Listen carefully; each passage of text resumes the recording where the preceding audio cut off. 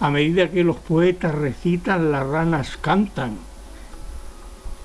Es increíble, no lo había visto nunca. ¡Qué maravilla! Mira, mira, mira, mira cómo canta. De l'onada que s'aflama. Quan el silenci empata amb les paraules, qui és que surt guanyant?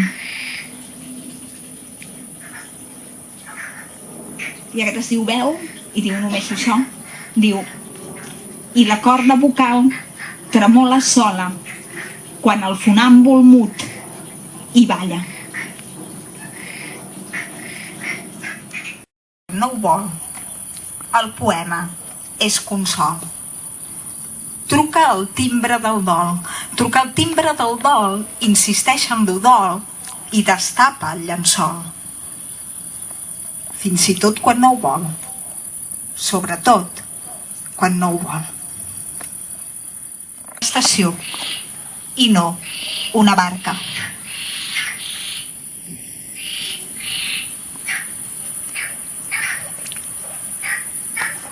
Un poema i el reparteix. A cadascú el seu tros, segons edat i gana. Va repartint l'atenció i la mirada.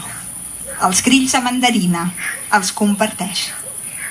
Llesca l'amor que ell es pensava que era d'ell, com si l'amor no fos sempre de l'aire.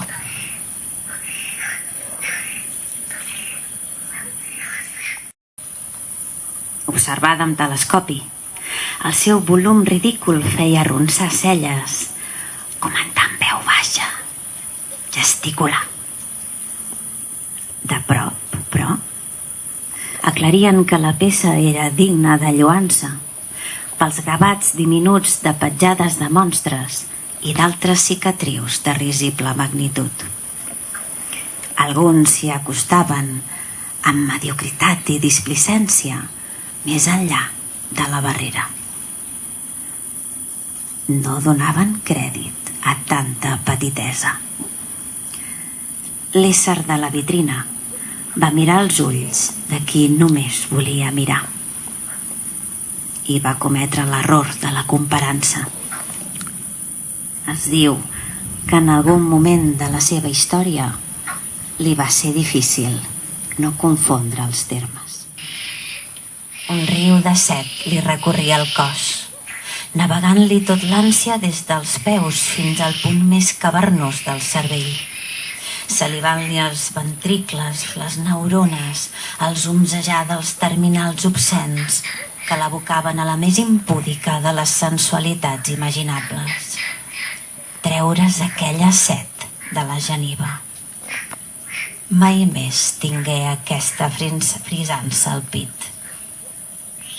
I endins les dents la corcadura negra, la fam de saber-se concupiscent, el goig de veure i no pensar en la resta, el gust de saciar aquella follia que li volia desbordar la pell i fer-ne arribar molla, ric fangar, aiguamoll inundable i asilvestrat, delta fecund, prodigi de marea que només puja i puja i puja i puja. Però en obrir la boca ho va saber. El desert avançava de puntetes. No sé si us ha passat mai que un dia caieu molt fort. Heu caigut mai en pendent de baixada? Doncs clar, la que ni yo miraba cosa sin otra luz y guía, sino la que en el corazón ardía. I és un poema d'amor i el dedico a totes les dones que s'estimen a elles mateixes i no els fa cap vergonya. Lectura. Va llegir per primera vegada la pròpia geografia subterrània. Resseguia amb l'índex les parets d'aquell lloc sec i desconegut. De llum no n'hi calia més que la dels seus dits. No hi havia amor més tendre. Gràcies. Els calaixos conservaven l'aplicada coincidència en el buit de totes les còmodes. Ni els prestatges hi cabien els buits de la darrera estada. Tenies un viure perfectament inalterable, profilàctic, impermeable. I malgrat tot, l'amor s'hi va fer present. I ara no pots evitar ser en la constant nostàlgia d'allò que abans desconeixies.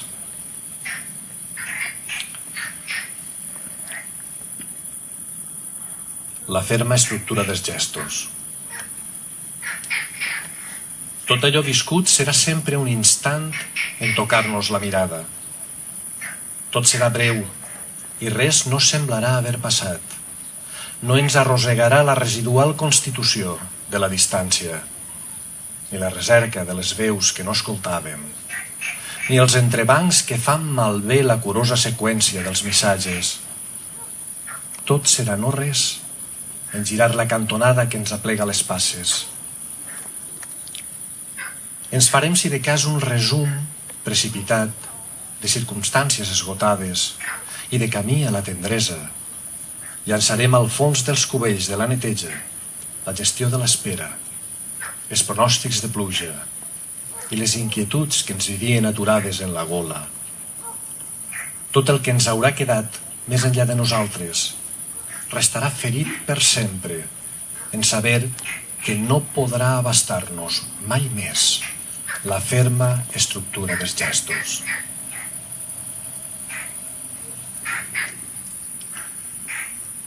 Clar, ja dia jo.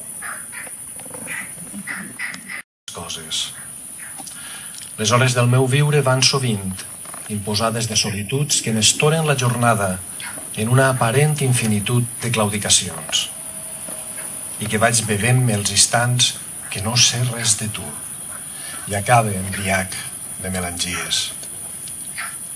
Fins que, com en una casualitat, sona el telèfon i escolte la teua veu i màgicament se'm descusen les vores del riure perquè em puga ser ben ample i es belluguen les cortines que no em deixaven veure els records que tinc teus en ús de fruit fins la propera trobada. I s'eixuguen els vidres on em pentina la llum de la mirada i note les cançons de la meva adolescència, de nou, en la punta de la llengua, i deixen de fer soroll els talons de la pluja. Caminant els carrers en retirada i torne a tenir gerani somiant-me la terra d'escociols. I el sol fent niu en els racons impossibles de la balconada. M'agrada que sigues tu la moneda que estalviava per comprar-me la dolça fruita de l'alegria.